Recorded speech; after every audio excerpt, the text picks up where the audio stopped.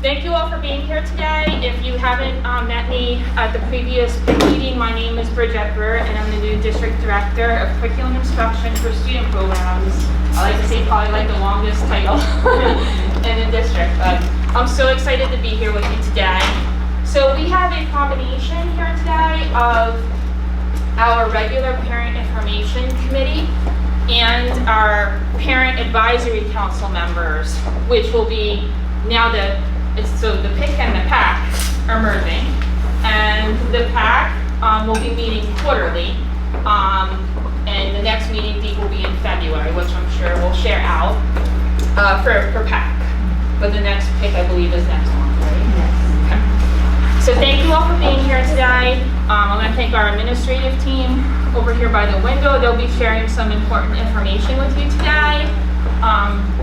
And this is really a parent stakeholder group.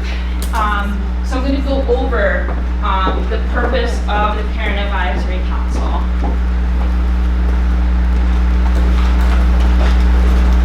Okay, and our agenda for today. So I'll start with the agenda. So we're going to talk about why we're here today, what the purpose of the Parent Advisory Council is, how we can work together to continue to the success of the district and of course our students, the most important piece. We're going to have a little opening activity that connects to the purpose of us being here today. And then this committee is specific to and a requirement of ESEA. ESEA Consolidated Grant, which we've been fortunate enough to have annually for the past few years, but it's not something you just get, you apply for it, and it has several sub-grants which we're going to talk about today. So these two bullets are going to be connected, the overview of the grants process, because I'm going to talk about the grants process through the ESEA grant, okay? And then I'm so excited, if you were here last time I shared with you, I came from Long Branch, a long history in Long Branch, and we always connected a lot with the community and our partners and our parents, so it was important for me today. I'm going to do my best, either every quarterly meeting that we meet, to have a community partner join us, and that is going to be Katie Janeski from Middletown Public Library. So we're so excited to have her here today. Because what I saw in my previous district was that parents and students weren't always aware of all the valuable resources that came from our community partners, and especially our library that we work super close with. So I'm very happy and appreciative that Katie is here today. And then we're going to have updates from our principals on what we've been doing as far as Title I and how it connects to the ESEA grant. And then we're just going to have a closing reflection activity. And that kind of helps me know what resonates with you through the meeting, and your input is super important, so that way I can plan meaningful meetings as we move forward for our quarterly meetings.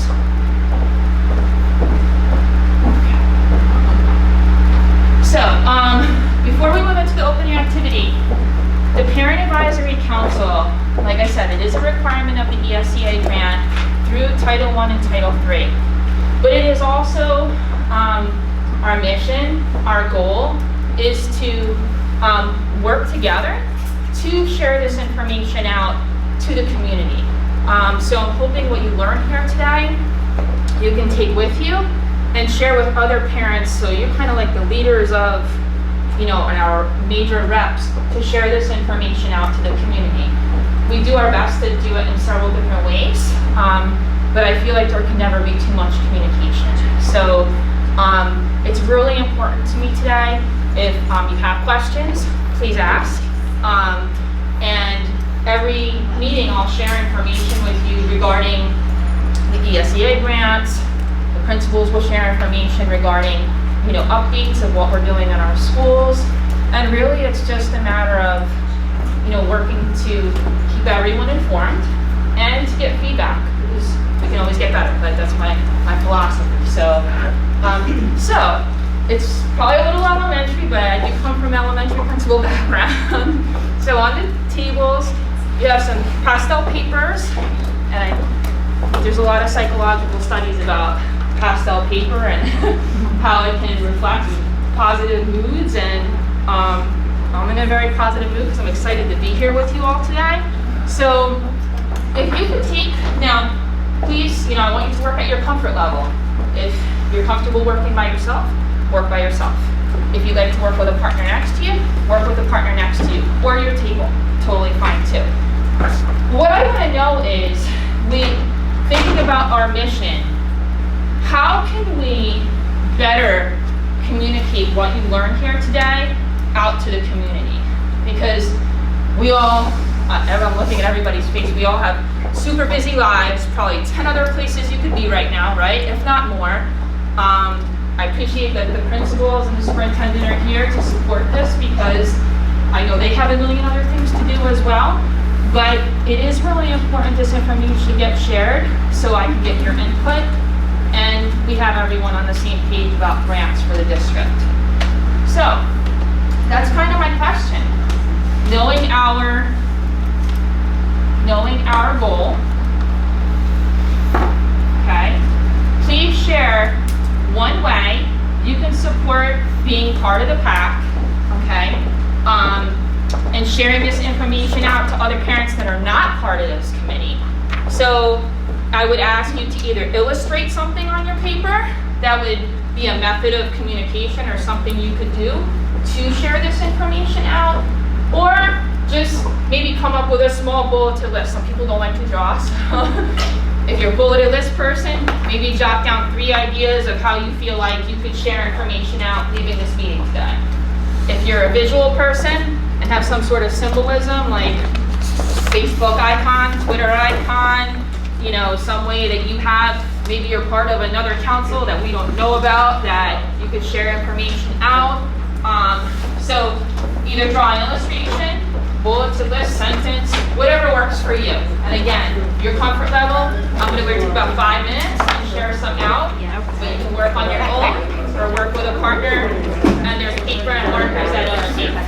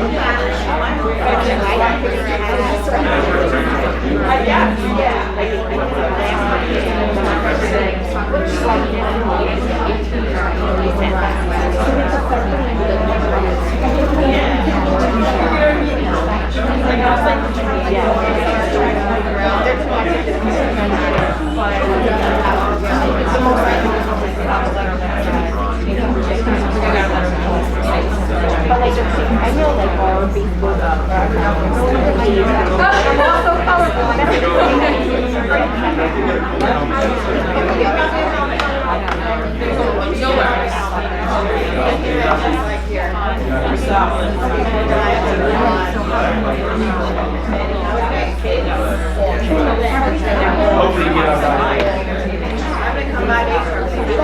right there, that'd be great.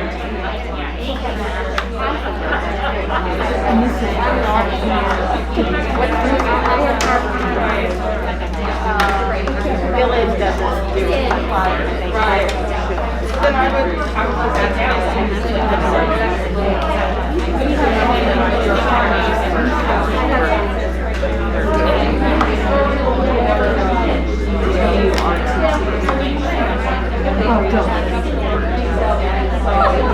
membership because that's what happens. I get to just hold it,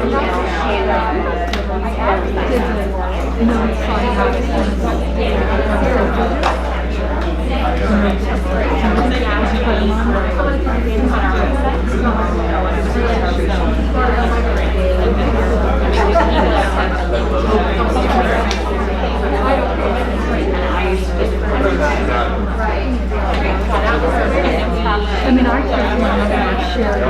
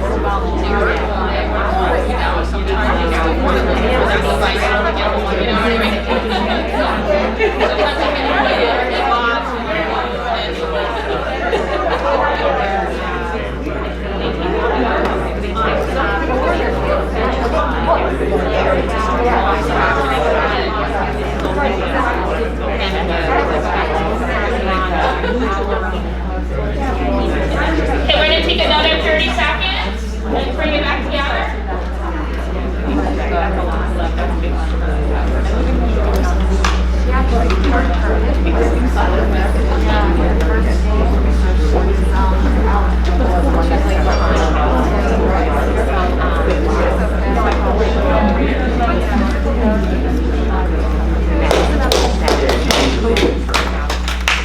Okay, so I'm going to ask if we could have maybe one representative from each table, and then at the end, I'd like to collect them because I'd really like to read them to share, to read, hear everyone's thoughts. But for the purpose of time, like we'll just maybe share out one for each table. So would I like to have a volunteer? Thank you, Rachel. Sure. Do I stand up or just? Sure, whatever you're comfortable with. I'll stay here. All right. So I just had 4 bulleted things. Many of them are actually channels that already exist within the district to try to leverage what's already there. I do think it would be helpful to have a PAC Twitter presence or Twitter account and maybe a Facebook account to post updates to. It seems like depending on the age of your child, some parents are more Facebooky, some parents are more Twittery, so I think they kind of have to be redundant if they're in both places. I know we have a PIC landing page on the district website. I think if PAC is a separate entity, it would make sense to have a PAC landing page as well to house the videos and any agendas, any presentations, so that we can always point people to it when we're referring to it in other places. I know Chris works hard on the e-newsletter that goes out. I think it might make sense to have a designated spot always for PAC updates, so that people get used to seeing it always in one spot. And if there's no update, you just say no update, but if there is an update, there's some content there that people can find. And then the last thing was just recognizing that sometimes parents aren't going out to seek the information, you gotta push it to them, is maybe emails from the principals once a quarter or so saying here's what's going on regarding the Parent Advisory Council, because I think every parent will open an email from the principal for any other district communication. Right. Good points. Thank you, ladies. Yes. Just to piggyback off her. Sure.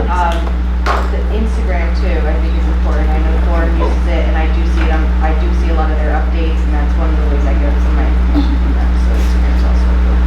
Okay, great. Thank you. Okay. You guys are smiling at me, so I'm We started getting individually. We didn't really work. No, that's fine. So whoever would like to share. Okay. So this is Jennifer, and she's the school representative for New Monmouth. But I have a son at Bayview as well. Okay, great. And I'm Erica Lucchese. I'm a representative for Middletown Friends of Diverse Learners. So our roles are a little different. Right. So Jennifer talked about how there's a large group of parents at the bus stop, so she can get a lot of information out just by that opportunity. When everyone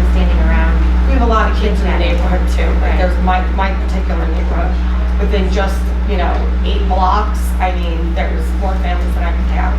That's And a they're all really within good one. district. And everyone kind of knows each other, all the kids go to school together, and we all regularly somewhat see each other. So, just for me personally, that's, you know, the best way that I could get Perfect, information. yeah, absolutely. And it's something you could do like very consistently.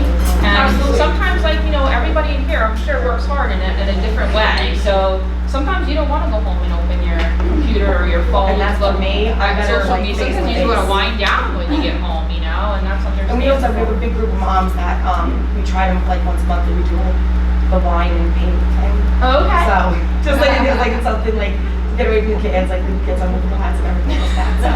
Got Are there any houses it. for sale in your neighborhood? So for us, MTF ODL, we do monthly meetings and we, you know, can give updates on the parent advisory council that way. We've always talking about ways to reach out to the community and get more participation. So one new idea is at child study team meetings, a flyer is presented to the parents at every meeting. It sort of just keeps reiterating that this is a resource for you. Right. And since we're representing also, you know, general district information, you know, that type of information from the parent advisory council can be improved, you know, we can communicate that way. So that was one idea that I had, is the flyer at the I love that. child study team meeting. That would be extremely helpful, because my older son's in special advisory. So that would be very helpful. Great, thank you. Yes. Yeah, I mentioned having short paragraphs. What would be good is then have links with more information. There's so much information, Yes. each parent doesn't want all of it, so. Right. it's a great post. And everyone mentioned everything, and then some TikToks, so quick videos with women. Okay. I'm not a TikToker, but. Working on people very quickly. Yes, no, you're right. I That would started be using nice. TikTok for my business because someone said, Oh. I have a friend who's a restaurant owner. And then it's like, really? I thought that was just for kids, but it's a way, if you're gonna do Instagram, it's the same thing. It's no more work than just posting on TikTok. Okay. Have a quick 3 or 4 sentence thing describing it briefly and then link below with more information. So, as you said, we're busy, you know, there's so much information in this book that it's hard to, you know, what I would need to know is different. You know, Absolutely. my daughter's a senior, so it's very specific to them. Makes sense. Thanks, Sarah. Yes, Kathleen. I'm from Middletown South. I've had Welcome. kids, you know, throughout the whole school district. I'm more about like getting the kids involved. You know, kids are very motivated by other kids, and word of mouth to me has always been, you know, people I'm friends with have been in this school district for 15 years. They don't even know what PIC is. Okay. You know what I mean? So as much as you do Twitter and we do all these flyers, I think if you get kids involved, Yes. especially in the high school level, the kids they don't come home and tell me anything, right? Right. So, you know, you want to try to get involved, but if they're involved, so I know like at the PFA meetings at South, there's like a student council representative. Okay. Maybe they sponsor like a food drive for the PAC meeting. Well, what's PAC? So then it's like word of mouth and you just kind of get out there through the kids. That's a great idea. Maybe going to like the football games, go to baseball games. To me, it's more about like the kids coming back to tell the parents that aren't involved, who aren't on Yes. social media. Those are the parents that we want. Because we're all here and we're here every year, year after year. Right.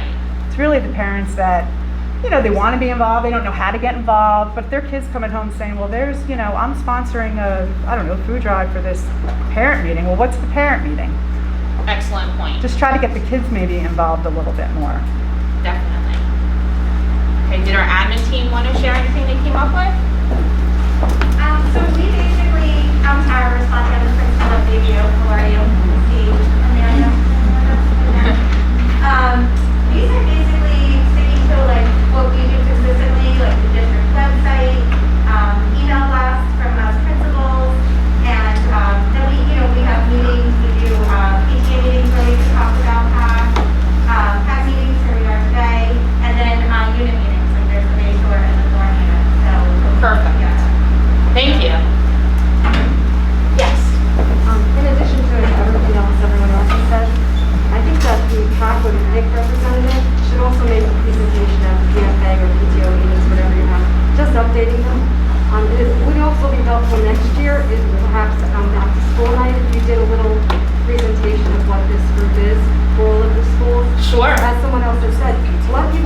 pick is, what pack is it's new, as far as pack is concerned. So that might be helpful too.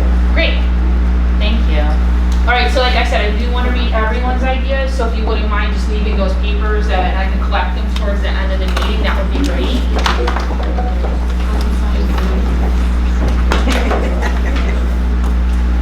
Okay, so this is just a basic, it's so hard to see, I've zoomed it several different times, but this is to go kind of start going into the overview of the grants process and the ESEA consolidated application.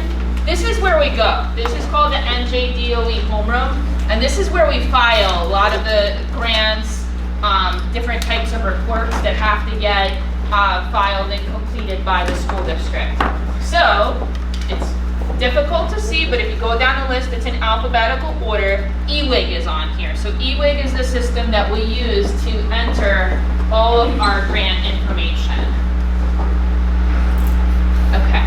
So one of the most important takeaways, if I can share with you today, is there's a lot of misconceptions if you don't work with grants every day.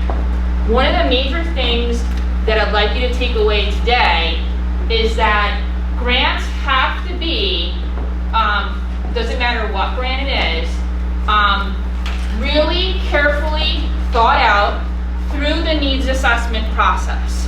So anytime a district gets audited, the first question they're going to say is, what was part of your needs assessment? So, how do we do a needs assessment? It can be done in several different ways.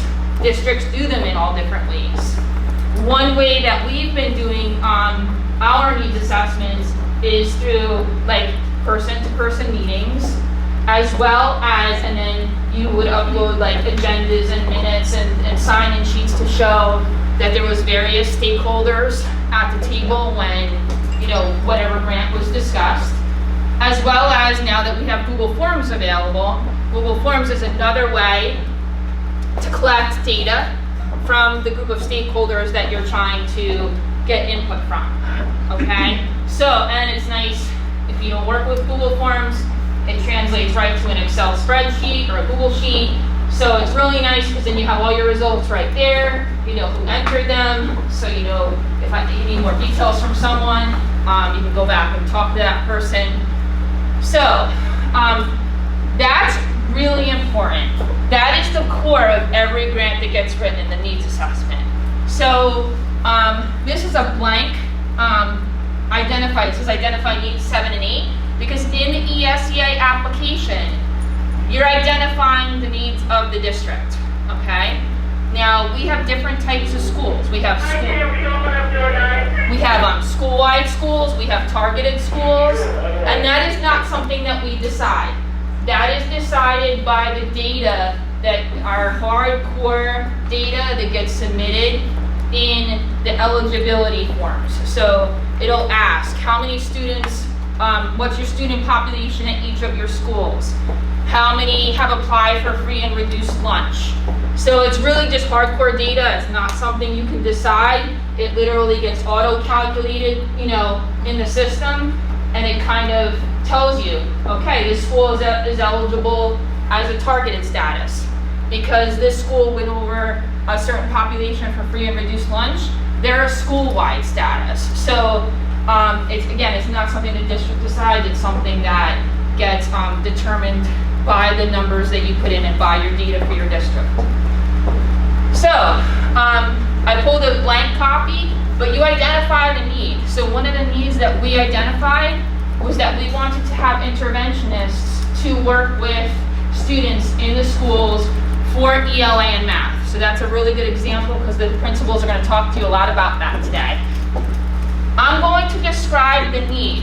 So I'm going to say in my application that, you know, I might talk about,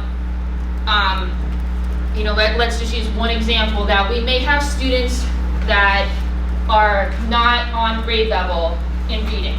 So I may pull my NJSLA data, I may pull my F&P data. It's all different, and that's another big takeaway from today. Multiple measures.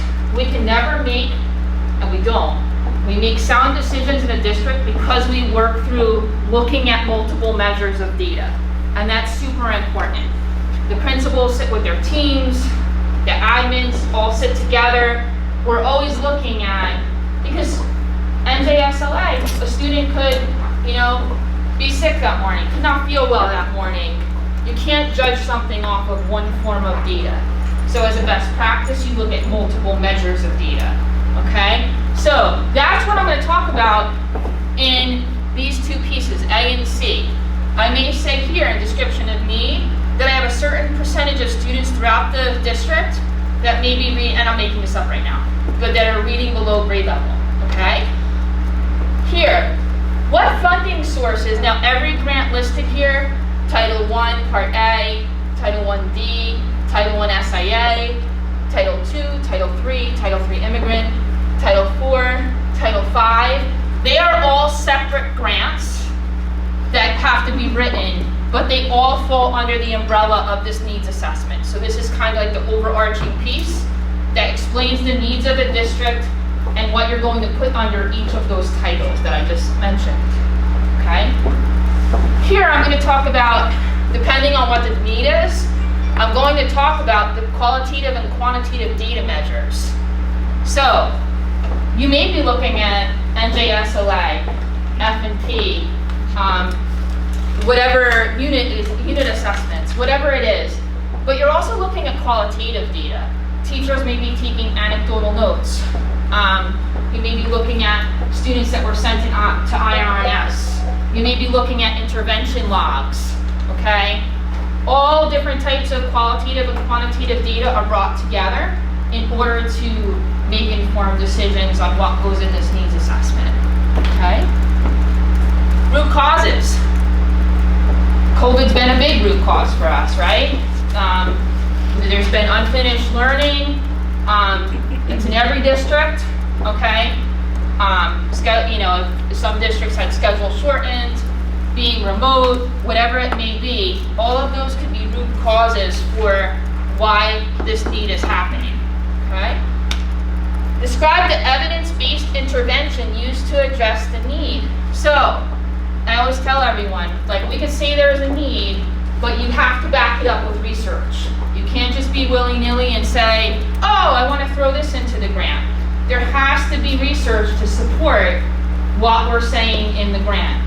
So if I am putting in interventionists for the schools, I'm going on the web and I'm seeing, What Works Clearinghouse. That's a very solid research-based site that I use often because it is very credible, because the DOE is looking at that. So what research are they using to support this need that they have in their grant?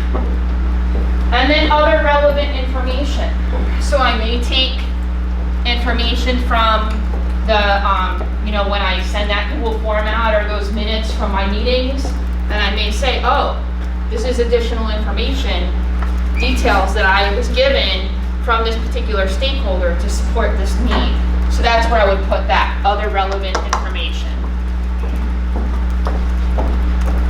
Okay, so needs assessment is the foundation of everything, okay? Okay, so here I just give you, I'm not going to read it to you, I'll share out the presentation, but I want you to see. So again, they're separate grants, so application sections like Title I. Okay, Title I, the principals are going to talk a lot about today because they're either school-wide or they're targeted for their buildings, but they're both Title I. They're two different forms of Title I. Ocean Avenue is Title I school-wide, and Cindy's going to talk about that. But that means that all the students in the building can be served. But again, it all goes back to the data that gets put in the application. I have 800 students in my building. 90% of them might have applied for free and reduced lunch, okay? So that's school-wide, when every student can be served, okay? Then there's targeted assistance buildings, which are more of our buildings, which say, okay, now we have to identify how we're spending this money, what student population we're spending it on, because when the DOE comes in, they're like, okay, let me see your needs assessment, let me see the criteria that you used to determine these students should be, part of this group to receive this extra support, okay?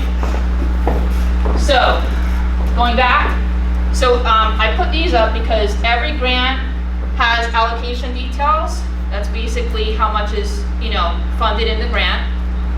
Eligibility, that's that hardcore data that I talked about, that you're putting in your free and reduced numbers. There's also non-public, but I'm not going to go into that today because it doesn't, affect us, but some non-public schools do get a portion of Title I. Program specific.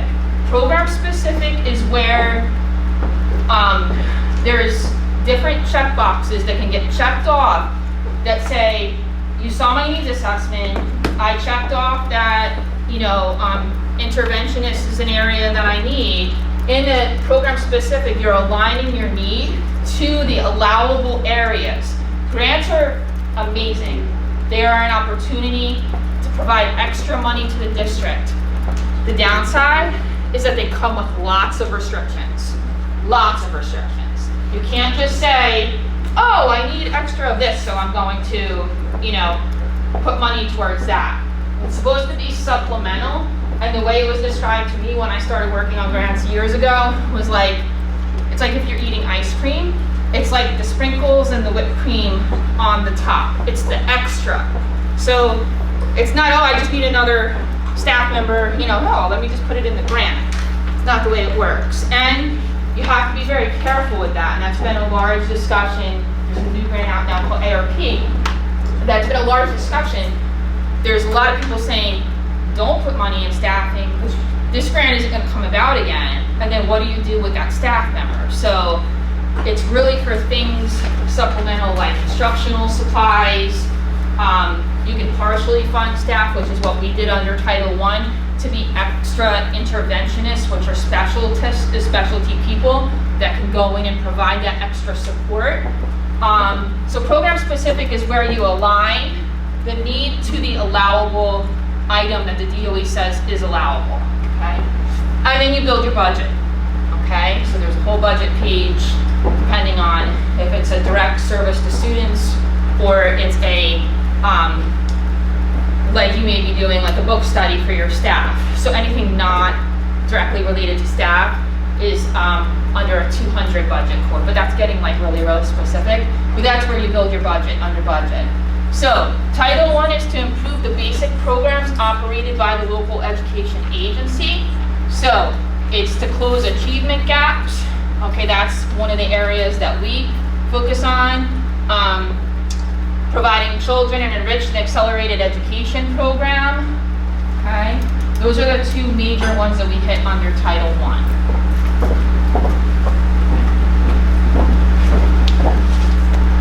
Okay, Title II is noted as Teacher and Principal Training and Recruiting Fund.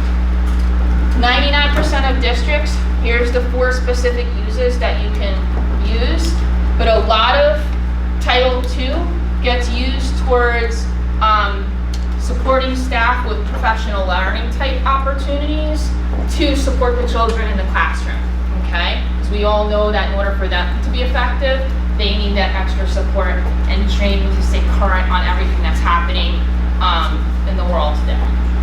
Okay, so, and every grant's built the same way. That's why I put the opening pages in. They all have the budget page. They all have the allowable uses. They all have the program specific. So the structure of the grant is the same. We just have to enter the specific content to what that grant is for. Okay, Title III. Title III is focus is language instruction for English language learners and immigrant students. So students that are noted and identified and coded when they come into the district through a survey, it's called a home language survey that gets completed. If they are coded as an English language learner, they can be supported with this money, okay, this Title III funding. So things we have under Title III funding are not like general instructional supplies like markers and paper, but specific like maybe bilingual dictionaries. That's a good example, okay? Any supportive technology that we don't already have, that's like an additional type of technology that can teach the students in a specialized way to help in their learning process. Okay? Okay, so this is, again, this is for English language learners. Okay, and then we also have supply money in there for a parent outreach program. Okay, now FY22 grant is still not approved, so those things will get developed as we get approval from the DOE. The DOE approves all of our grants.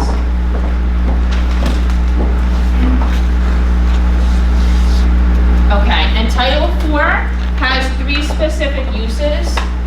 Okay, they're listed here, so you'll have all the purposes for the ESEA grant.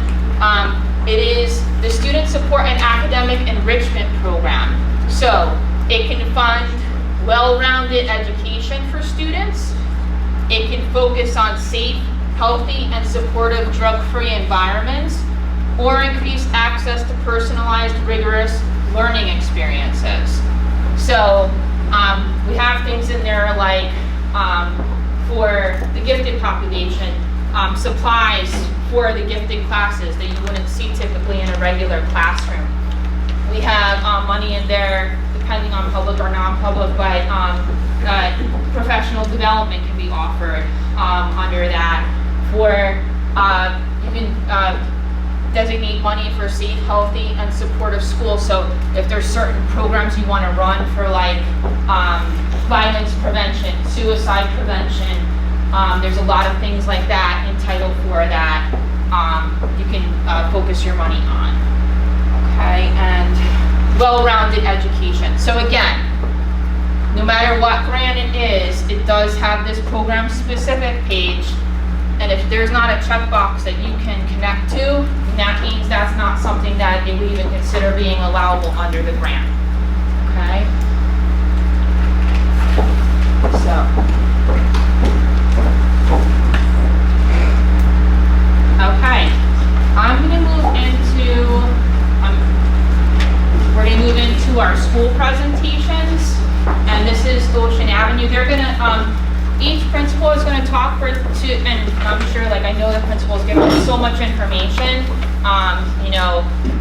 regularly, that they're just going to share just basic, like, 2 or 3 minutes on each of their schools and what they're doing with their Title I funds. Okay, so I'm going to start with Ocean Ave. Hi, I'm Cindy Wilson. I'm principal of Ocean Avenue School. If you even know where we're located, because I meet little people in Middletown and they'll say, where is that school?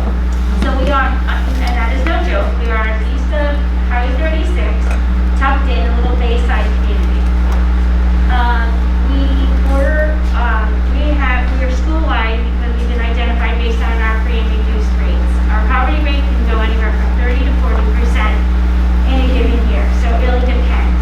So that means that all of our students are entitled to receive services provided by Title I, which includes funding for our reading specialists. They have Allison Bennett and Rose as my reading specialist, and Rose Scullion as my math specialist.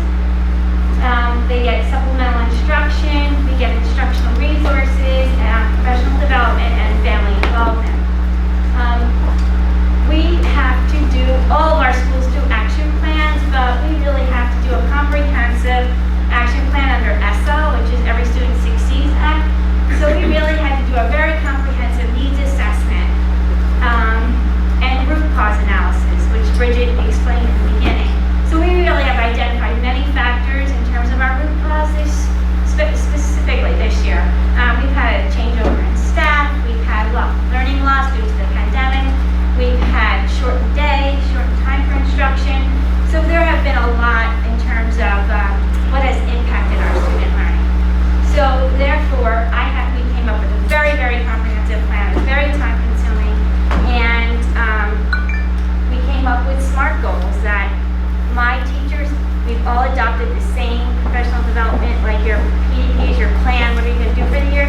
I have the plan, my teachers have the plan, so our building and my staff, all of our goals are aligned to the same. So really basically, by the end of 2022, 80% of students receiving tiered intervention in either math or language arts and literacy will show growth. They'll either meet or exceed their targeted SGL, which is their student growth objective. So basically, I have Allison and Rose are both full-time in the building, but we really do pride ourselves on the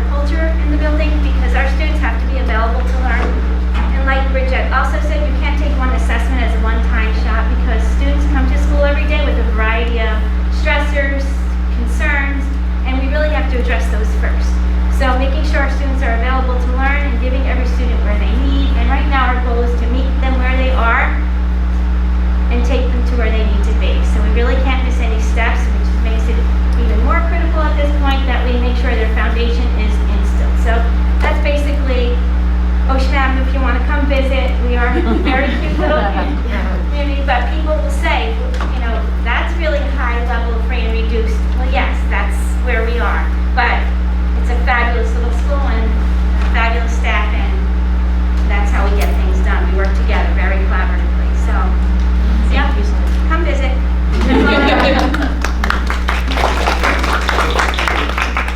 Okay, Tara for Bayview, and the principals, I know you're not shy, so you guys can feel free to come on.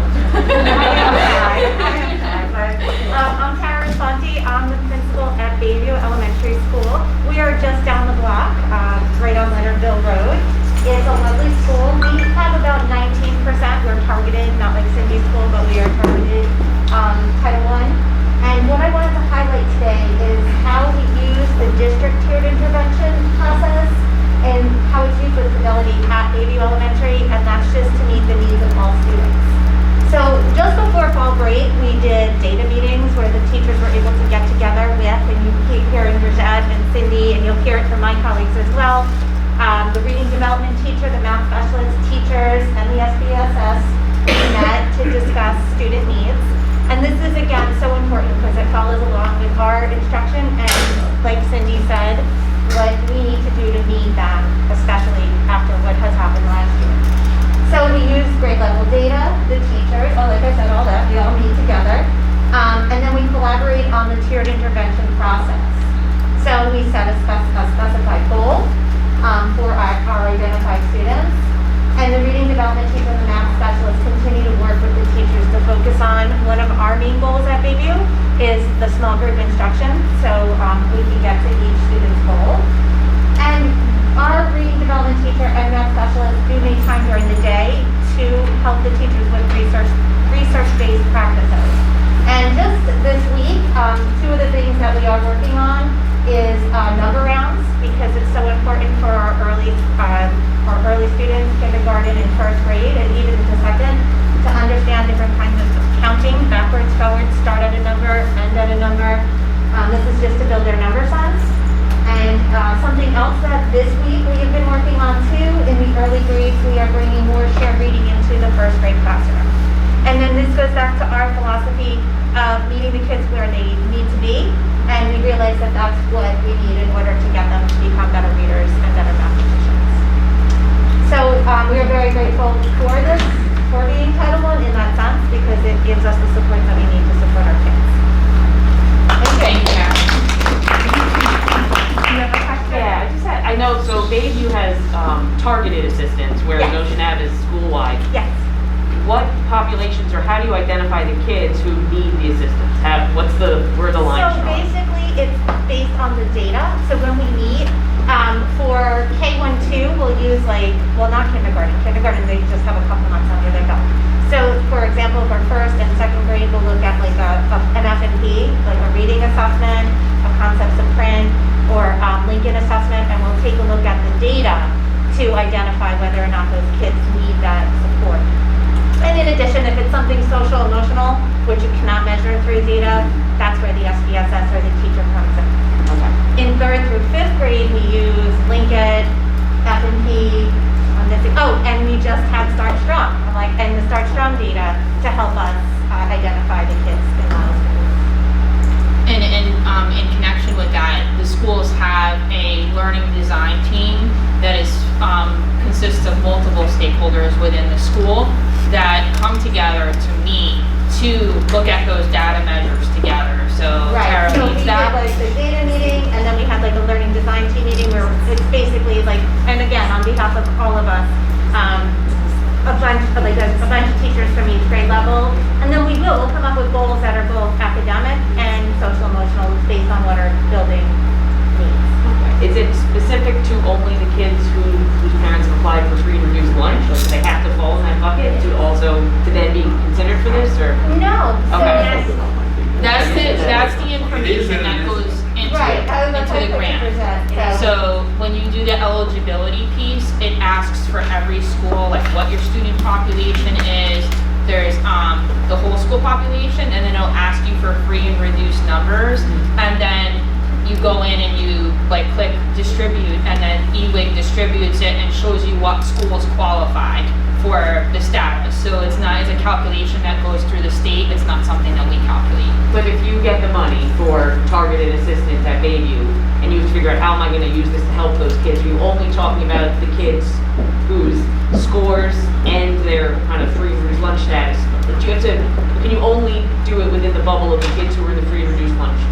No, because they're also developing their criteria, but most of the time, if you look at the students that count under the free and reduced lunch, there's a large correlation to the numbers from that to the data. Yeah. Okay, so it's academic / emotional based where there's Yes. Okay. And that's where the data meetings come in too, because we will discuss, obviously, like social emotional or the list of free and reduced lunch students is always part of our planning as well. Thank you. Okay. Hi. Morning, everybody. Some of you were here last time, and I recognize me on my dog. Meeting's on a Tuesday. Meeting's on a Tuesday. He's here yesterday, not here. So basically, I think the unique thing about, kind of answers your question, since we're not a school-wide, the way the district, so our Title I schools have a reading development teacher and math specialist 5 days a week. They're not shared like some of our other schools that are not Title I. And the reason being that we don't only have to help those identify students is because only part of their salary is paid by Title I funds. So the other part is not. So that enables us those, and that's what I'm going to talk about, the benefit. And one of my parents that are here, two of my parents here, have benefited. Their students have benefited from those services, not meeting the other criteria, right? Because that's what's fortunate in our schools that. We have full-time people, right? And this is the things they do, as Tara spoke already. They also assist teachers in creating Tier 1 goals. They're like a coach. They help them, they support them. And they actually do, their job responsibility is, another part of their major responsibility is, when students are identified for Tier 2 or Tier 3, pull them out 2 or 3 times a week, depending on the subject, and work individually with them for 20 minutes, or things semester. But that's really another part of what they do. And again, those are fortunately for any student in need. And how those students are identified is through, again, our Linkit, or things of that nature, our F&P. And I showed an example of here, a kindergarten math Tier 1 goal. So that's just an example of one.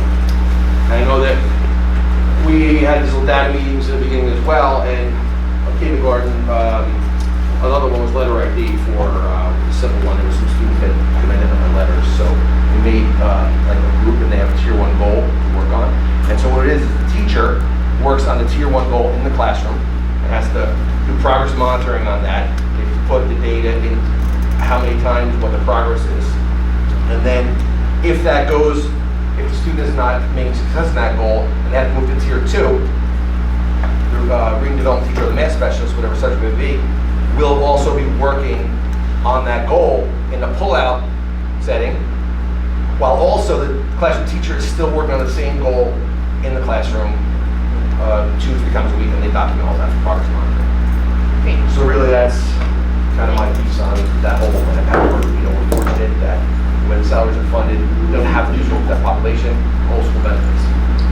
And there were short teachers as well. If you were to look at one of our board agendas, like from when the grant was first submitted, you'll see in there like partially funded, and it'll show like the staff member, like the salary, and then how much of that the grant is funding. So it's called partially funded. Bridget, can I just interject that the tier intervention process that all the colleagues talked about is consistent practice throughout the district. Yes. So there's those 3 levels of tier intervention happens at every building. And in Thanks. conjunction with the IRNS team. So all of the schools follow that same tiered intervention identification process. So Yeah, and that's really important. Thank you, Yeah. Cindy. And it's a common practice. Like data is consistently reviewed through all of our admins, whether it be principals, central office, teachers. We just had a recent meeting with all of Dr. Carrigan and myself, some of the assistant principals, Cindy Van Gland, who's our ELA supervisor, came together and we reviewed and we had every interventionist in the district looking at all of the NJSLA data and Start Strong data. So we're constantly, it has to be a frequent process of looking at the data to make sure that we're staying current and we're addressing, and we're you see that all the principals have mentioned the goals that they have, so to kind of keep abreast of where they are with their goals and to continue to grow each marking period. One more thing, kind of dovetail what Cindy said as well. Mr. Paulson Harmony is in year 2 of the NJ. We have myself, Leonardo Grade School, Harmony Elementary School are in their 2nd year of a grant with the New Jersey Coalition for Inclusive Education. Ms. Response is in year 1. So I actually had a meeting this morning, that's why I was a little late. And in person for the first time, it was like, we've seen these people for a year on screen. I was like, I didn't realize you were so tall. But they were, speaking of the tiered process and our progress of monitoring, they brought something up at the meeting and then we showed them, because some of my teachers are part of that, and they were like super duper impressed with the amount of data and progress monitoring that we do in our district. And it goes to her point, all of our schools do that. How we monitor tier 1 and we log it, we monitor tier 2, log it, progress monitoring is done. So they were very, very impressed about the data that we collect and how we use it to inform our instruction. Thank you. And now we have Mr. Ferry from New Monmouth. Good morning, everybody. I'm Matt Ferry. I'm the principal at New Monmouth. Our school has almost 500 kids. We have 5 sections of kindergarten and then 4 of everything else. And then also, we're the autism magnet for the district, so we have 4 sections of the autism program, which is why we have a lot of the same things that my colleagues were talking about as far as a full-time SPSS, full-time reading specialist, full-time math specialist. We also have 2 full-time speech therapists, 1 full-time occupational therapist, and then a shared BCBA, which I know we were talking about in the district as like a wish list for BCBAs because they're very important. They're basically a behaviorist, and with the behavior issues that some of our kids have, especially in our autism program, they come in very handy, getting those kids acclimated to the school setting and being able to control any issues that they may have so that they are available to learn. The rest of the things that I'm going to say are going to sound kind of repetitive because we're all kind of doing the same things with regards to our goals and whatnot. We basically target, we all look at the data, and the data is going to show us different things depending on what your school is. So I should start off that New Monmouth bounced in and out of Title I status for years. When I first got here, my first year, we were in Title I, and then we were, now our numbers are growing, and we have a much, a larger school, so we're kind of firmly implanted in Title I, which is good because it helps from planning purposes. If you don't know whether you're going to be in it from year to year, it makes it a little harder to plan. So with us, we noticed, say, like last year, we really focused on our math because our math scores were really low compared to the other schools in the district. If you look at the Lincoln data going from last year into this year, our math scores skyrocketed. So that tells us what we were doing was working. So now, but when that one went up, our ELA went a little bit down. So now this year we met with our learning design team, we looked at the data again, now we're doing more goals based on our ELA. Very much similar to Bayview, we decided to focus on small group instruction and WIN. So our team met with our faculty, we had a whole faculty meeting, and we had goals. And teachers need to do SGOs and PDPs, it's basically their goals for the year. A lot of them chose to align them to what our building goals were, so we're all working together, looking towards our WIN period and our small group WIN time and our small group instruction period. So that's how we used our counselors and our INRS team and the data to show what we want to work on from year to year. And the one thing that we came up with was getting the teachers together more often, where they would have the time to basically go over the data and come up with ways in which that they can implement these different things that we wanted to accomplish. And one of them that we decided to do was that they meet from 8:20 to 8:40 every day before the kids arrive, but 20 minutes isn't really enough time to do that, even if you're doing it constantly. So one of the things that we decided to do is to tie it in with our district initiative of Responsive Classroom, where our kids do morning meeting every day. So what we decided was myself, the assistant principal, and our SPSS, our counselor, will do a school-wide morning meeting on occasion, which would then give the teachers from 8:20 to 9:20, and we'll give them a full hour, while the kids got to be with myself, like I said, our counselor and the assistant principal, gives them the time they need to do what they need to do. And quite frankly, it's just fun for me and the assistant principal and the counselor to be able to do morning meeting with the kids, more than a handful of times a year that we don't get to do in there, and I get out of my office and into what we really enjoy doing, which is being with the kids. So that is some of the things that we have done to implement our Title I funds. Thank you. Thank you. Okay, Mr. Paulson from Harmony Elementary. A lot of the same message that you're hearing, but one of the things I always like to pride myself about Harmony is that we do have the largest number of classified students for the elementary level. We have 3 LV programs, 3 PSD programs. So we're a busy school, a lot going on, but part of our Title I funds obviously are used to fund our reading development and our math specialists. So that is definitely a huge asset to our building. The SVSS, although not Title I funded, is another critical component that we have here. And then obviously, this is our second year having a shared assistant principal. I share her, Ms. Marrow, with Nut Swamp Elementary School. So the next slide that I have up is really taking, you've heard a lot about goals. We have a learning design team. And when you hear the word data, you're probably saturated by it from us. And we really take that data and look at actual standards. So the standards that the state puts out that your children are expected to learn each year, they break them out and what a standard would look like across all grade levels for us, so K to 5. So what our learning design team did, really our approach was, let's take a standard and focus on a standard that is a weakness or an area that needs improvement across all grade levels. So we took one from writing, one from reading, and one from math. And I know this one is kind of small and hard to read, but if we put it on the website, it'll be easier, I think. But what you can see here is a focus that we take with our learning design team to make sure that we're giving our reading specialists and our math specialists who are servicing our Title I students, because part of their schedule has to be dedicated to that. So kind of off your question, they do have certain time where we do have to address our free and reduced population. But Middletown, in a very smart decision, which was many years ago we started this, they started to kind of combine the funding so we can have them full day. So they can work with students that aren't on the free and reduced list. So this allows the whole staff to really focus on one thing. Now they do have all the other standards they have to work on, but a lot of their PDPs, which is their professional development plans, and their own personal goals that they have, which they call SGOs, student growth objectives, we try to focus around the standards that because they do have to be standard aligned, but focus on, so that way, as a school, we say, all right, this is our focus in reading this year, or this is our focus in math. So that's really, it's super important, but we certainly, that's one of our main focuses as a Title I targeted school. The next slide really is parent involvement. So we did it as a unit this year with Thorn, all the Thorn sending units. We had a Title I afternoon.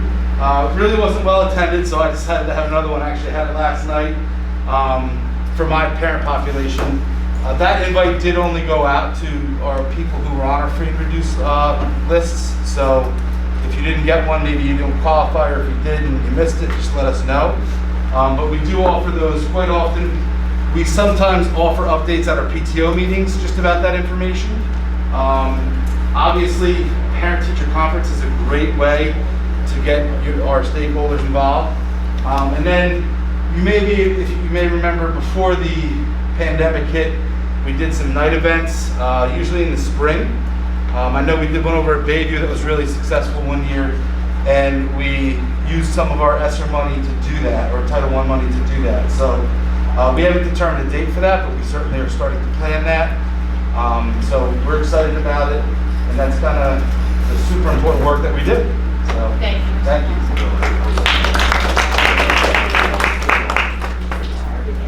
And some of the information the principals are sharing, like the staff that they have in their buildings, is just good background for you to know. Obviously, they're not all funded through grants, but it's just good to know, like, all the stakeholders that are there and all the stakeholders that are supporting the children. So I appreciate that they put some background information into the slides as well. as we move forward. Yes. I just have a question. What's win time? What, do you guys yeah, want I to talk mentioned about that? That's what I need. So it's basically targeting every student individually rather than say like a lesson plan. So this student is struggling with fractions, and this student is struggling with composition. So it's exactly what they need. The teacher keep a detailed log on every student, and they can work on basically what they need at that time rather than like a glorified just a whole lesson. So it's more personalized, based off of the data, based off of the goals that the principals and the teachers have for their classes. And that's in all of our master schedules. Yeah. Actually, a period. It's personalized, so like, I'll just jump in, right? Yeah, go for it. Thank you. So one of the things that we pride ourselves in Middletown is we try to get to learn about every one of our learners. So whether it's within the scope of Title I or whether it's just within our own goals that we set for each one, we instantly start to try to learn how you learn, what interests you, so that we can use that to drive our instruction. Obviously, a lot of times there's little groups that this group likes to work with this or needs help with this kind of thing. So I'll jump right to this. My name's Michael Lando. Thank you, Mr. Lando. No problem. So what I thought when I was looking at these is, let's just talk a little bit about what this looks like on the ground level. So we talked about how we're funded and how like some of our staff are funded and what we do collectively within our schools and then intra-schools. And when I met with my specialist, I was like, let's talk about how we can share out with everybody what it looks like in action. So it literally jumps off of what Mr. Ferry was talking about. So for math, I talked about examples from 3 through 5 and then in ELA, K1 and 2. One of the things that we do with our students is we share with them in a way that's digestible some of the information that we're learning about them. And we'll sit down with them and say, let's talk about your strengths. What do you think? Aren't you proud of this? Let's talk about what do you see on this or areas that you want to work on, and then we'll create the goal with them, with the older students, because they're more sophisticated, they can do it. And so in this case, there are occasions where Title I can help us fund the extra time that we'll spend with some of the students on their own goals with our specialists. So that's the first bullet. The second, I have to read it. Bridging lessons to connect, reinforce with in-class instruction. So that's again on the personal level. Once we've decided what your goal is, and I have some time with you, we're going to work. You and I are going to work on what that goal is that we've set for you. And then that third bullet is like tangibles, like individualized fluency toolkits. So again, the goals for what we're trying to do for our students does not change. It's just reinforced and sort of surged by some of the funding that we received. So that previous one was examples of math for the upper grades. This is more for the lower grades, just to give you a little bit of contrast in each ELA and math. You'll notice that it's very similar. And the first slide was a meeting with my math specialist, and the second one was with the ELA specialist. And you'll see individually that their drive is the same. So individualized and or small group targeted instruction with the students with whom qualifying, multi-sensory approaches. So we've got tiles, manipulatives, bubble wraps. Again, when I met with them, I was like, let's talk about what will make the most sense on the ground. So these are some of the things that materialize for our students with regards to the Title I. We can purchase extra level story booklets. I know we gave them out at the Bayshore unit the other night. And Foundations double doses. Again, this is lower grades, so that's like reinforcing their reading with Foundations and some extra time with them through our Title I funding. And I think my last one is just some pictures of the stuff that you get to use. That black thing to the left, it's not photogenic, but it's like a little gel board. So where you can start to write the letters. You might recognize those tiles from Foundations. The bottom is the bubble wrap. Again, like different multi-sensory ways to make the connection to broaden their reading experience and really let it sink in. So nothing is sort of different. It's just another channel to give our kids the leg up, so to speak. Thanks, Mr. That's it. Lando. Okay, we welcome Mrs. Smith from Florence. Hello everyone, I'm Shannon Smith. I'm the principal of Thorne Middle School. As many of you may know, I am new to Middletown, and I have to say the supports that we have in place for our students are truly remarkable. Between the progress monitoring that we do and all of the support with our interventionists, the math and the ELA, it promotes student achievement. So right now, as I'm going to echo many of the other principals, we have our ELA interventionists. They've been pulling students from our advisory block at the middle school level. We have advisory where the students are there for 3 marking periods, and they are pulled out where they work on the specific gaps that need to be closed based on their Linkit data or Start Strong assessment, or maybe some things that they're struggling with in class. So some students are also receiving push-in Tier 2 interventions during their ELA classes, where the interventionists are going in, pulling small group, or working individually with our students. And eligible students are also able to attend our summer SOAR program. And the SOAR program is held over at High School North. It's 2 weeks of instruction for math or ELA, and then there's continuation of those intervention services throughout the year to help support and guide our students. In math, we're doing the similar thing. Math specialists are currently working during the advisory block to work for about 20 to 30 minutes, 2 to 3 times a week, to work on prerequisite skills that are being taught in class. And they're also pushing into grades 6, 7, and 8 to work with students targeting specific math skills, in their classroom. So the next slide right here, we had our Title I Parent-Family Engagement event, which we did with our sending unit. And we had bookmarks made up and little drawstring bags and packets of books. There were 4 books to each pack for our students. Because we always say to our kids, read a book. We want to get them a love for learning, a love for reading. And that's something I really love about Middletown as well, is the choice our students have, to read a book of choice and really get them engaged. Because, you want to raise test scores, read a book, get involved, and create that love for learning. So, that's it. And I just give kudos to all the principals. Mr. Scran is going to come up in a minute, but they all worked really, really hard with me on their Title I Parent-Family Engagement night. So that's something that, as we move forward, we really want to increase the attendance at, because they really between the planning that they did together, and then with me, and then the ordering of materials to provide to the students. Just all the logistical, sign-in sheets, advertising, they really put a lot of time into it. So as we move forward, we'd like to try to get more parents involved in attending those. Are always in the beginning of the year, usually the end of September, beginning of October. So thank you for that. And Mr. Scarano is going to come up from Bayshore Middle School. Good morning, everybody. Thank you. My name is Mike Serrano. I'm the proud principal of Bayshore Middle School. I know by this point you have a pretty good idea now of what Title I is in general, so what I'm going to do is I'm going to focus on how we specifically use this within Bayshore. We also receive additional funds, in addition to our Title I funds, from a specifically targeted population from about 5 years ago. Once you are targeted for that population, you receive those funds for 3 years. But in the absence of statewide testing data from 2020 and 2021, they have just continued to keep us in this particular system, and we have continued to get funds for that. How long will So, they last? I'm sorry? How long will they allow that to continue?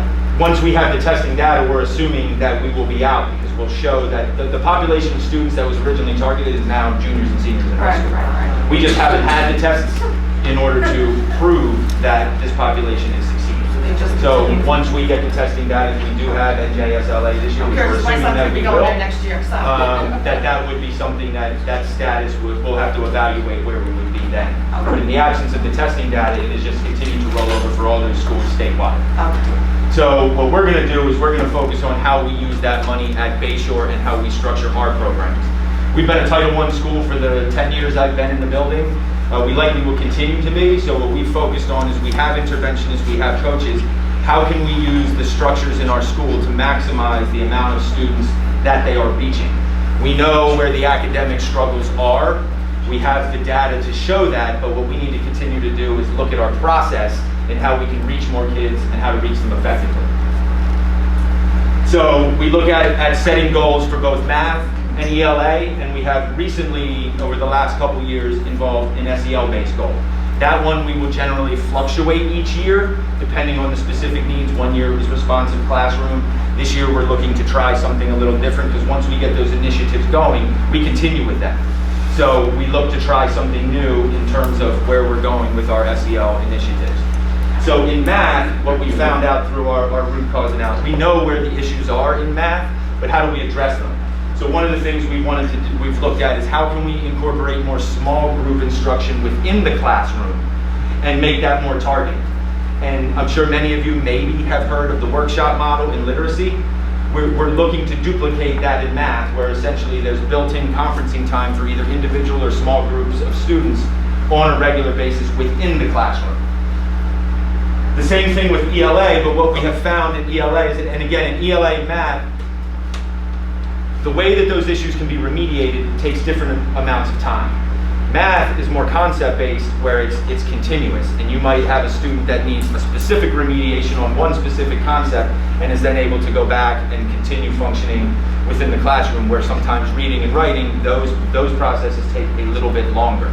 So what we look to do is how can we better schedule our students to receive these services. And if we're going to use an advisory period, one of the best ways for us to do that was to schedule our interventionists as an advisory teacher with those students. So rather than them having to be pulled out of an advisory class and go to the interventionist, now they're already scheduled with them during that time, so it's a natural place for them to report. So it doesn't seem like they're leaving somewhere, it's somewhere that they're going, and then they're getting those skills, because it's a scheduling issue that we look at the year prior. So what we did at the end of last year is we identified these students and we scheduled them that way, and then set our interventionist schedule to be able to accommodate that within the time that they have. And then we have to worry about less, where are they coming, are they going? They are coming to the specific place where they will receive the intervention, and then they don't have to leave a class to go there. Our SEL goal is one of the things we decided we needed to do is create a greater connection between our students and the community that they live in. So what we're doing with our 6th grade this year is we have 2 class advisors and 5 support staff. And essentially what they will be doing is they will be working on a grade level goal with the 6th grade. We're starting with the 6th grade with the hopes of each year continuing with the new 6th grade. But this goal, our Project Echo goal, which I'll show in a little bit, will be something that these students will continue through their 3 years of high school, with the goal of when they graduate in 8th grade, leaving something behind for the school or for the community with their name on it.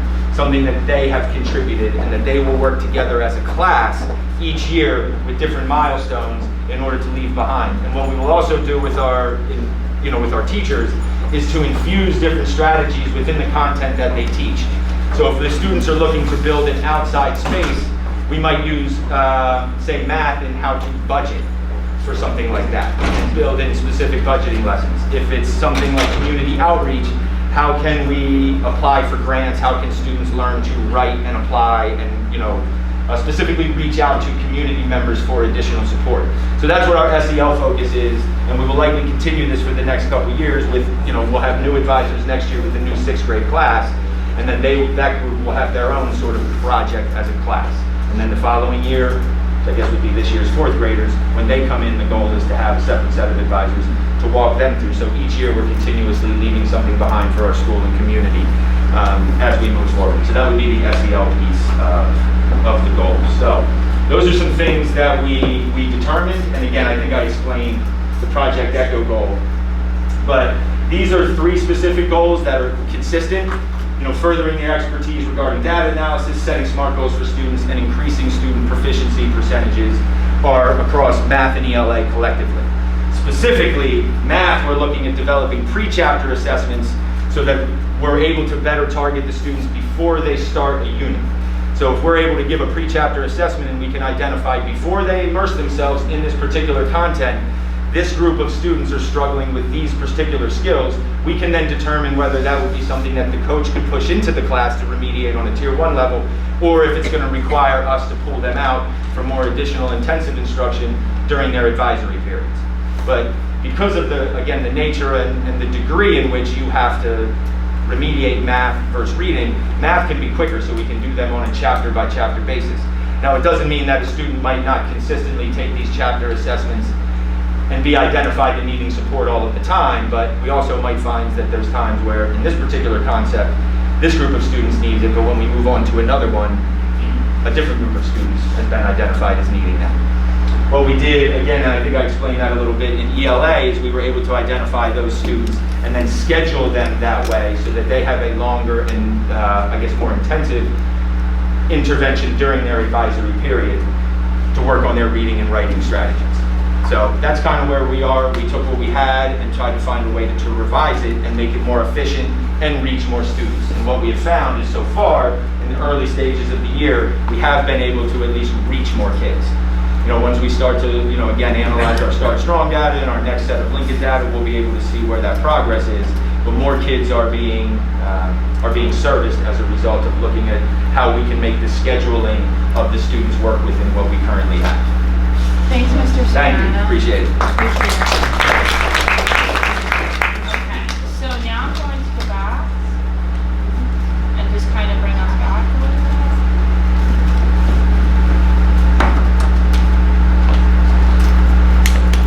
I'm hoping you're finding everything very purposeful. I know it's a lot of information, but I just want to kind of bring us back to our agenda. Well, I know this is all such important information. I know I want to respect everyone's time. So I'm looking to try to end by 11 o'clock so that way everyone can continue with their day. But we've talked about the purpose of the advisory council. I will be coming around for the opening activity paper so I can collect all your feedback and responses. So you just kind of like slide those to the side a little bit. We discussed the overview of the grants process and the ESEA application for fiscal year 2022. And the last couple of things we're going to move into, I did kind of stick around a little bit, but I thought the school presentations were timely to meet with because we were talking about the ESEA grant. So now I have the pleasure of introducing Katie from Middletown Public Library. She's going to give us like a 10-minute presentation on some supports and resources that are offered from the Middletown Library for our parents and students. And then we're going to do a reflection activity and close the meeting. So Katie, thank you so much for being here. Thank you so much for having me. My name is Katie Jelineski. I work over at the Middletown Township Public Library. I am actually an adult reference librarian, which that title is dry as toast, I know. But I'm also the outreach librarian for Middletown Library. So I may have seen some of you at some of the events throughout town. We like to get out and about into our community because we understand that you guys are busy. You can't always make it. We're a huge town. We have one library now. It's hard to get over to our building. We have wonderful things happening in our building. We are open, doing almost everything we were doing pre-COVID now. We've been basically in service since July of last year. We were first doing drive-up support and then rolled into virtual programming and things like that. Now we're doing in-person programs. We have our story times back. We have our crafts room open where the kids come in and do crafts. We have our outside door walk. We have all these great things. We all know kind of about these things that are happening in the library. What I wanted to really focus on today are the things that you could do without having to visit our building. Because I have a 15-year-old and a 13-year-old. They're both boys. They're sports-centric. The last place I am going to get them is to the library. That is honest fact. But they need it. They still have homework. They still have academic concerns that they have to focus on. We are here to help you guys in support of your goals for your children. So basically, we have a lot of handouts. Certain librarians like to give out a lot of papers. It goes over all our services for each of our departments. So that's children's services, teen services, and reference adult services, information services. We all play a part in helping our parents, our schools, and our children, all of our departments. So there's listed things on there that we're accomplishing, that we're doing. There's, we talk about our databases. We have databases through our schools. We also have databases through our libraries. You do need a library card to access your databases. Can you get to the library and get your library card? Not necessarily. We do have a workaround for that. You can just go onto our website. There is a way to get a virtual library card. And all you have to do is take a picture of your driver's license. If you're comfortable with doing that and sending that to us, we will give you the library card number so that you can access all our databases. Okay, and we have some good ones. We have some good ones, you know, peer-reviewed journals if your kids are at that age of doing things where they have to find primary sources. We have these things. We have a database where you can search for scholarships opportunities for your children. It's called Learning Express Library. It's all on our website. It's under research. It's in their database section. You can find all this stuff. We have them by subject. What you want to focus on is where it says homework. Okay, that's where you're going to find all those databases that pertain to the schools. We also have a really, really great service. It's called Brainfuse Health Now. This is the handout for it. This is live, in-person, virtual tutoring, real-time tutoring for your child. All you have to do is log in to the Help Now, you click the live tutoring, you have your library card to access it, okay? And then you get homework help, so they even do things like SAT prep and these things, okay? Skill building, they have a 24-hour writing lab. If your child's working on a writing assignment, they can send it over and get some feedback from some live tutors as well, 24 hours a day. So that's a great one to focus on. It's called Brainfuse Health Now. Okay. And it's this one right here. If you get it. I know, we have a ton of stuff. So that is something, that is really, useful in terms of, if you're at home, your child's struggling, that's a service that we provide for you. So I understand, that everybody's working all day long, your children are in sports, your children are in activities, you're at school all day. We also have downloadable ebooks, audiobooks, because our kids are doing summer reading, and come August 15th, 25 billion children are running to the library looking for books that aren't available. So we do have an option that if you can't get there, you can access ebooks and audiobooks through two databases. One is called Overdrive, Libby Overdrive. They can access it through an app right on their computers or their iPads or their phones. We also have another one called Hoopla Digital. That has also movies, TV shows, music, fun stuff too.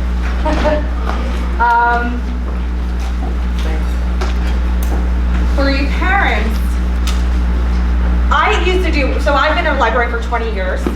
I was a children's librarian for the beginning 5 years of my career. One of the services I used to do is I used to go to the schools and I used to do instructions for programming for the parents to understand how to use the databases that your kids are using. Because I think it's important. So, with that being said, we offer service as the adult librarians called Temp Help. You're welcome to call the library, schedule an appointment. We will sit down with you for an hour and go over any questions you have. If you have anything that you're interested in using that you don't know how to use, that your child is struggling with, we can sit and help you and your child navigate through any of those databases that we offer. We are doing, we have some STEAM programming that's happening in the library if your child's interested in that. We also have for teens a girls and boys coding class that's going on right now. So we are, interrupted that way. I know that's one of the more important things. We also have reading challenges. If your child is interested in this, it's kind of fun to do. They're all different themed reading challenges. They're available through the library on the website, all virtual. They do give out prizes for your children if they do that as well. So with that being said, I don't want to take too long. We have a lot of things that we offer. It's all on our pieces of paper that we handed out.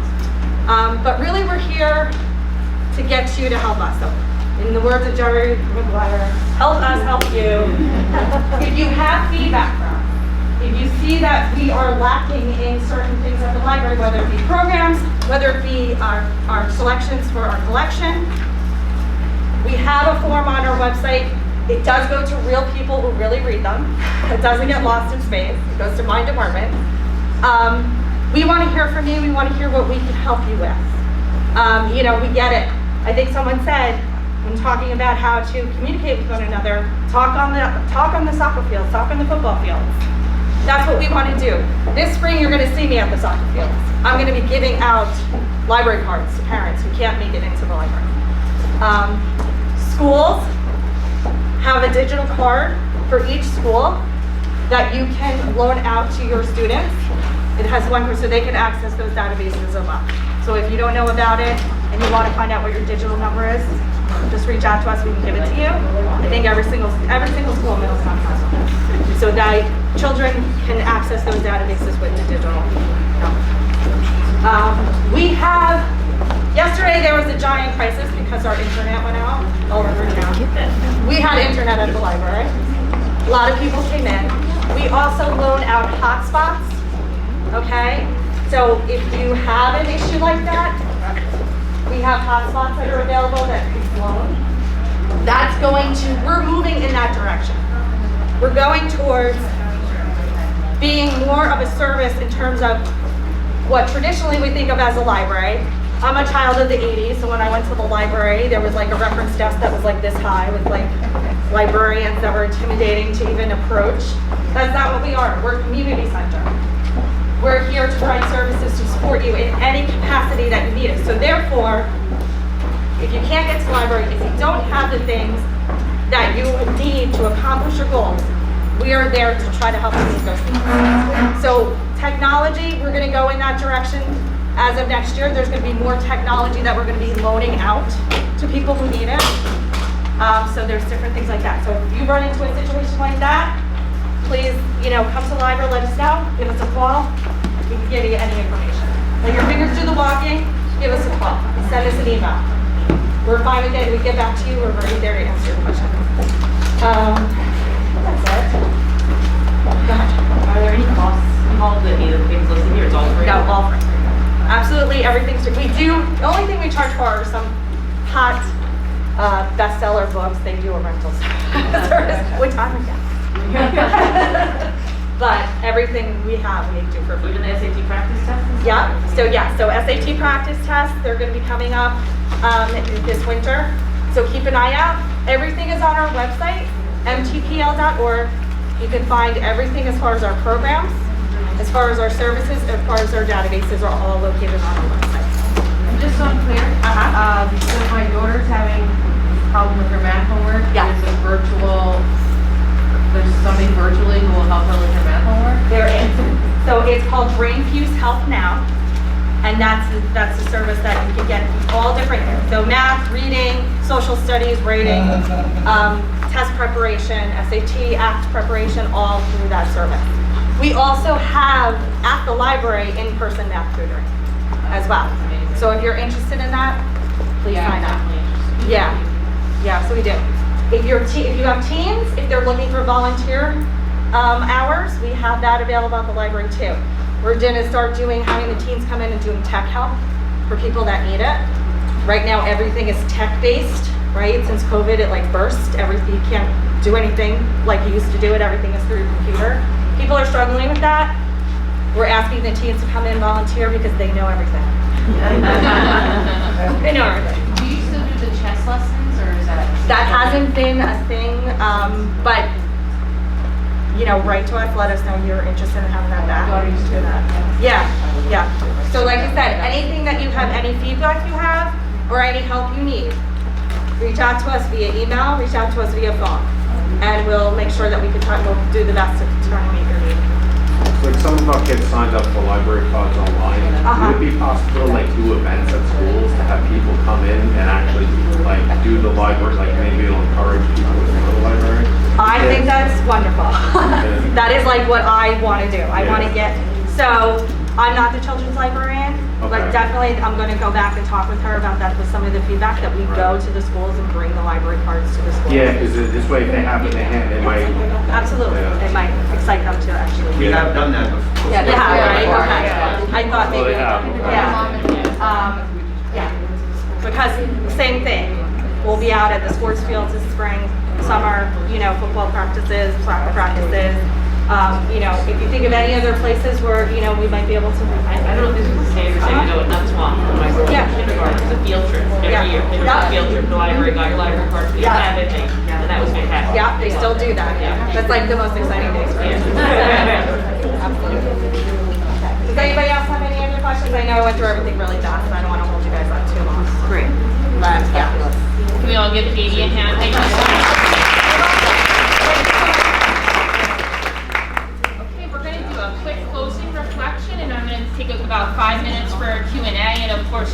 email me any, questions that you have. My email is, starts Berkby, last name, first initial Berkby at Middletown. Okay. So I'm going to ask you to pull out your cell phones. Okay. We're going to go to mentimeter.com. Okay, so if you Google Mentimeter, MENTIMETER.com. Okay, and as a closing reflection, if you Google it, it'll ask you, it'll come right up. Share one word or short phrase that really resonated with you from our meeting today. And for me, it was parent engagement is like one of the most critical things in being successful in serving our children. So I put up parent engagement, and that was just for me to test it out as well. So if you can go up, Is it the app that you're talking, or just go online? It was a website. You can just get right to it. I'm gonna just log in.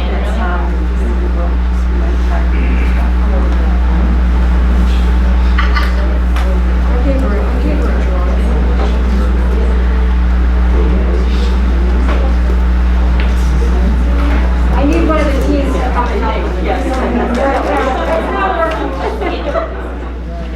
Can we go back to drawing? You need to get one maybe graduated.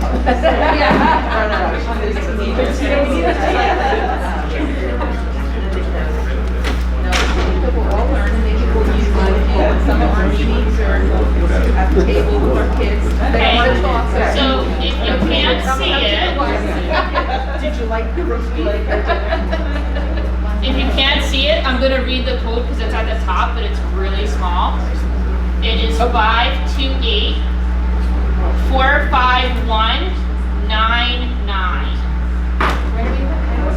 Top. There we go. It's a little bigger there. Okay, I made it a little bigger. It's right up here, so you go to menti.com and it says 528-451-99. And you're just going to type in a word or phrase that really resonated with you today. Oh, communication, I love it. 528, what's that number? I can't see. 84519. It'll just ask you to enter the word or phrase, and then you click submit at the bottom, and you should see your words come up on the screen.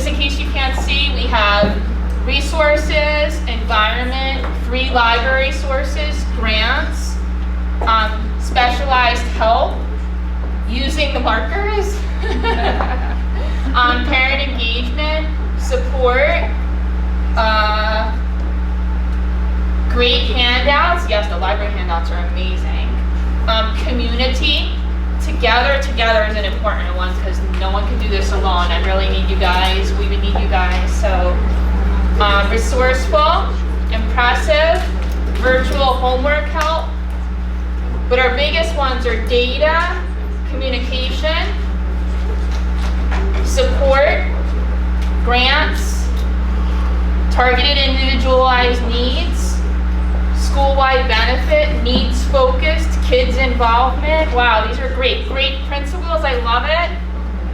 Partnership, school goals. Goals is another big one here. Win time, achievement.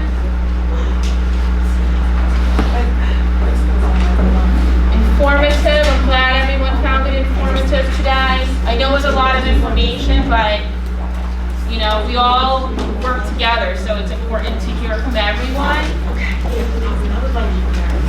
Okay, and as you finish up, I'm just going to allow, if it's okay, 5 minutes for questions, because I want to make sure that we address. And if we have more than 5 minutes, then you can please feel free to email me, and I'll call you and we can talk. Yes. My child is at high school north. I know that high school north was eligible to be designated as a Title I school, but wasn't. Right.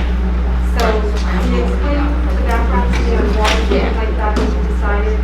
When I'm seeing all of these presentations about dedicated staff that Title I schools are eligible for, I'm wondering why they're not.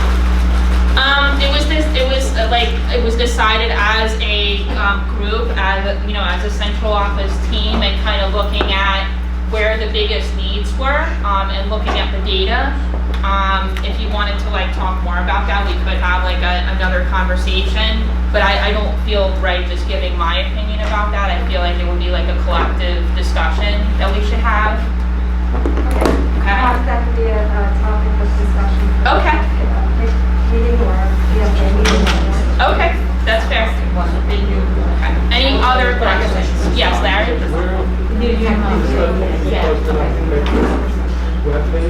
you. Where's it going to be posted? Where's the video? Okay, Chris can answer if he's our video expert. Where's the video going to be posted, Chris? All the videos are posted right now on the big page on the website. On the big page? That's my plan. I know we talked about. That's okay. Larry asked where the videos were going to be, and Chris said they're under the PIC resources on the website. I know we discussed a little bit before of possibly creating a separate page for this group, which I can work on, but as of right now, it doesn't exist. So once it does, I'll navigate those videos over. It's not going to be on the YouTube channel, or it will? It will. It will. Absolutely. And we should kind of maybe we'll talk about that, because we are pick and pack here. So I'll speak with Mary Ellen and Margie, and we'll kind of talk about, but it'll definitely be under the PIC page. And then if we want to do more than that, then we'll discuss that as a team. It's probably good for now just to have one centralized spot, because people go with links and stuff like that. But right now, all the meetings the whole meeting schedule is on the PIC page. So it just was a natural flow just to include everything together. But and in the agendas in the future, we'll also do the same thing. We'll pre-post it. So this time it was just sort of we're all kind of getting our feet wet here. So, but the next time we'll probably do an agenda pre-meeting as a link, as well as a video post-meeting as a link, until we decide how we're going to organize it. Thank you. Yes. I have a couple questions. The progress monitoring and the goals that are established, all the needs, all that stuff that the teachers and the specialists are having to document. Is there a software program, or are they having to write all of this? We use Linkit, which is our data warehouse, which stores a lot of our data, and they're very good about. I've created a lot of customized reports to it. You can do it. You can look at particular subgroup data, you can look at whole school data, you can look at grade level data across the district. There's several different ways to analyze it. But most of our data is in Linkit, but we also keep intervention logs, which most of our documents are Google-based that, we share them with each other so we're all aware of where we are, the growth that we're making, and how in relation to the goals for the schools. And is there a specific length of time in the day for these specialists and teachers to collaborate with each other? And is that across all schools the same, or is it different in each building? All schools have it. it. I believe it's up to like the individual school and when they set it. So yeah, it doesn't, I want to make sure that that was clear. I know we said it, but, no, but, wait, just hold on 1 second, Eric. It doesn't matter if the school is Title I or not. Every school is going through the data review, analysis, consistent review, professional development that the teachers get, data meetings. That is part of every school, regardless if you're Title I or not, because we believe in using all of our multiple measures of data to create purposeful goals for the students. So I know that we talked about it a little earlier, but I just wanted to reiterate that. Okay, I'm sorry, Eric. Level though, 8:20 to 8:40 every day is dedicated just to co-planning and really looking at data to drive the instruction, and that happens every day. So that's consistent across all the elementary schools. I can't speak to the middle and high school, but that certainly is consistent. And then like Bridget just said, the consistent learning design teams that we have, and the time that we dedicate to our PD calendar that we have. There's a lot of PD that happens, professional development, and time to look at data that happens after school hours, where we have meetings almost once or twice a month to address those things. Thank you, Mr. Foxton.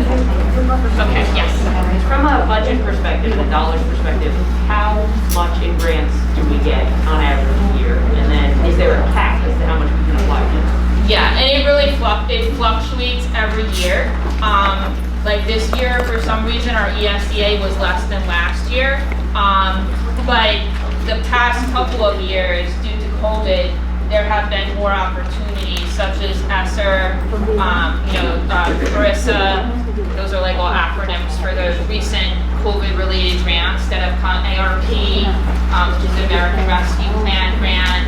Those grants typically aren't out there, and that's why the state does really, I belong to a lot of different Department of Education committees, and I'm part of their council for, New Jersey. They really do reference kind of like, staying away from hiring like a new person, because when you go through CARISA, ARP, things like that, they're only around because it's support for COVID. So, and like the effects of, so once we're out of this, those, opportunities aren't going to be there anymore. So it really depends on ESEA, I believe, correct me if I'm wrong, Mariella, we do apply for that every year. Grants that are consistent IDEA, when we apply for every year, but it's always an application process. Is it like, I'm trying to remember the old budget meetings, like 6 to 10 million we get a year for this stuff? It can really if I was to look at ESEA itself, like I said, all the titles are separate grants, but like Title I, this year is approximately 465,000. Title II is about 129,000. I'm just rounding off right now. Title III is a little over 12,000, and Title IV is a little over 40,000. But again, it all depends on the hard data that you put into the eligibility screens that auto-calculates into what the allocations will be for the district. It's largely based on screen readings. Correct. Yeah, so if there's, if last year was a difficult year because everyone was eligible for free and reduced lunch, so they didn't feel the need to put in the application.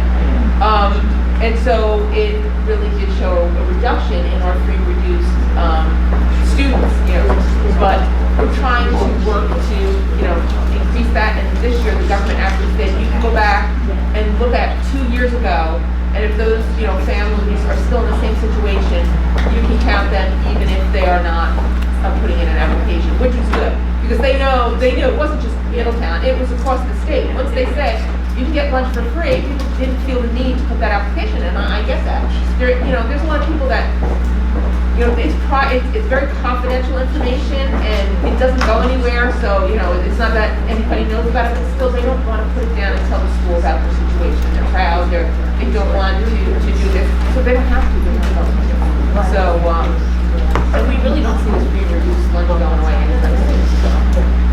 Hopefully they look at some ways to calculate these types of. Okay. Thank you, everyone. I just want to be respectful of time, so we're at a couple minutes over. But again, I want to hear your questions, so if you have any additional questions, please feel free to, email me. I'm always here. I'm happy to talk with you, call you, email you. What was your email? It's BurtB@middletown.k12.org. Yeah. I just say what's name? No. BURTT, and then a B following that for my first name, Bridget. So Burt B. And I'm just gonna ask, I thank you all for coming. It was genuinely, I really appreciate your feedback and time. I'm just gonna ask if you, principals or parents, if you didn't sign in, we do need that for auditing purposes. There's a administrator sign in back there and a parent sign in, so please make sure you sign in on the way out.